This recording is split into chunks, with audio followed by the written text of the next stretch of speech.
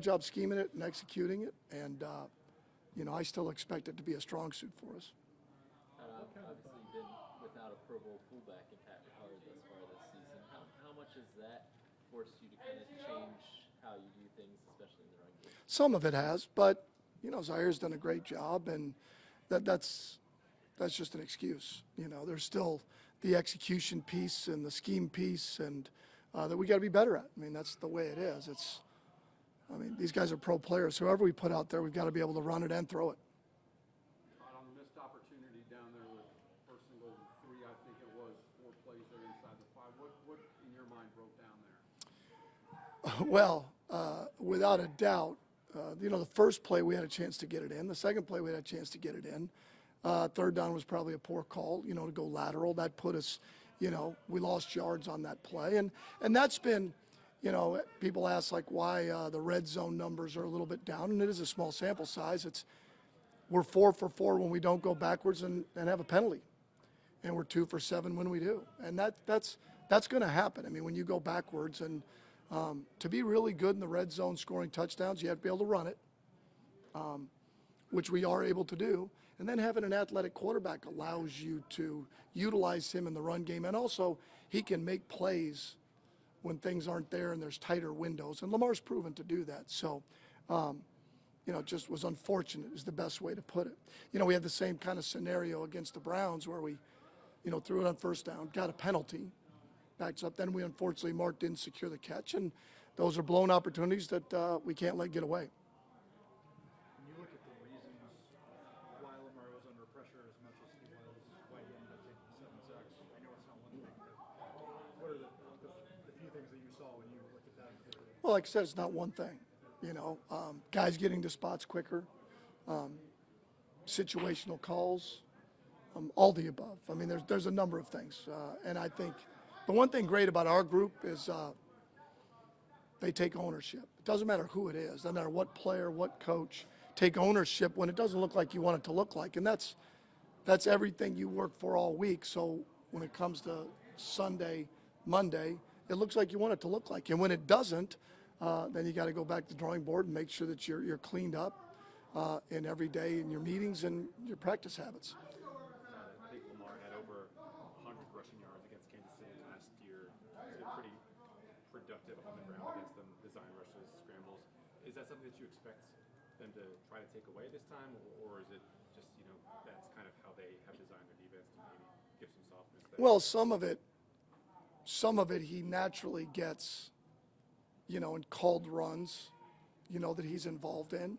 And some of it comes when you're throwing the football. I mean, that's a weapon that he has in his arsenal to when it breaks down, he can take off, and that gets on, your rushing yards.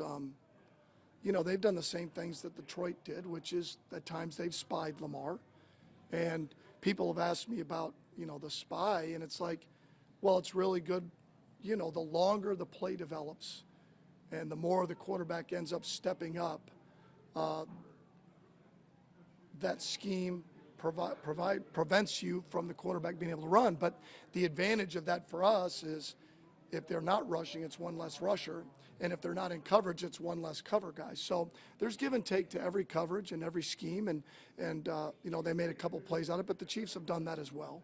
There's been a lot of – go ahead, Drew.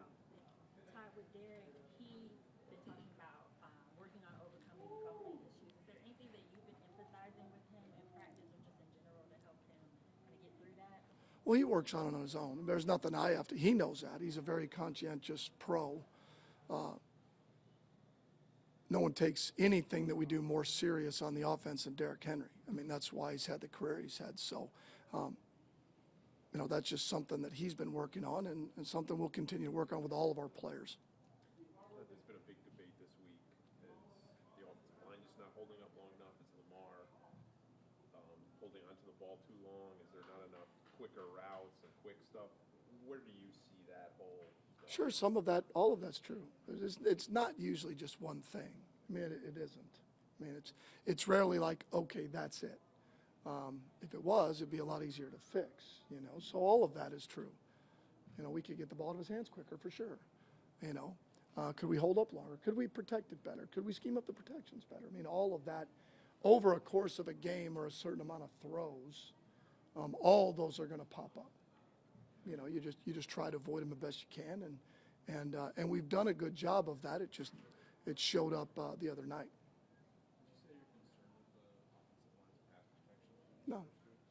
No, I mean, it's like anything that shows up. Like I'm not concerned about Derrick fumbling because he's a pro. He's going to fix it. I'm not concerned about our protection because I think we've got really good offensive linemen. I think we scheme it up really well. Sometimes when you get behind the sticks, you're going to get more and more exotic pressures. When you're ahead in games, your protection is going to hold up a hell of a lot better than when you're behind. You're going to see a lot more exotic pressures because they know you've got to throw it, and that's going to put a lot more stress on your protection schemes and your offensive line. So those are the things that you control by trying to get ahead and stay ahead, and that puts you in an advantage and ahead of the sticks, for sure. Todd, I asked Lamar this yesterday. I've been interested in your perspective as a play caller.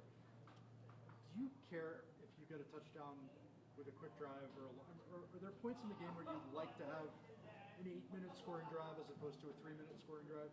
He said he didn't really care, but I'm interested in your. Well,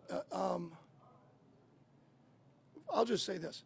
It is very difficult in the NFL to drive the football and have those extended plays. Somewhere along the lines you bog down. So would you love to have an 18 or 19 play drive and take 11 minutes off the clock and score a touchdown? That's the old saying, score more longer, right? For sure. There's no question you'd rather do that. And that's my cousin tries to do in Army, right? Score more longer and not give them the ball. 100%. But somewhere along those lines, you've got to get an explosive play. You've got to fight to get explosive to push the ball down the field.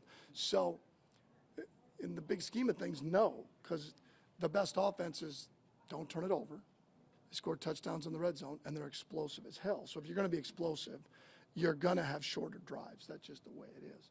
Because even in Elite last year, I think we finished second and third down conversions at 50%. Well, the more often you get to third downs, just add the percentages. Like, get to 3 third downs in a drive, and probably at some point, if they get you off the field on one of them, you were 67%, and you didn't get in the end zone. So somewhere along those lines, you're trying to get an explosive. It looks like they match a lot of heavier personnel on defense with even dimes sometimes.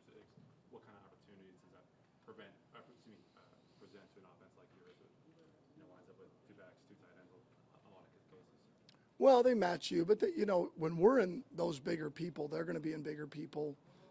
They do a good job of matching their personnel with our personnel. We're hopeful to get Isaiah Likely back. That adds another tool for us, in terms of personnel matchups. So they do a really good job. I mean, Detroit last week played a lot of base early on early rundowns, whether we were in 11 personnel or not. So some of that is to take away the run, and they've got their